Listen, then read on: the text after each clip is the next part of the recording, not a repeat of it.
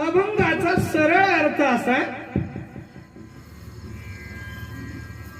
देवा हेच मागतो, दुसरं नाही, हेच मागणं आहे माझं.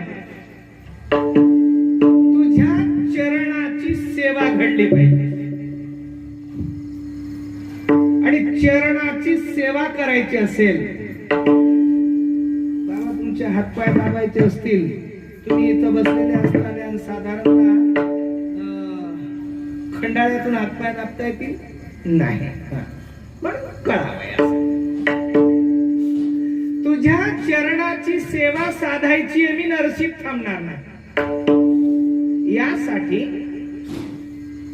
तुझ्या चरणाच्या जवळ मला सानिध्य मिळणं गरजेचं आहे.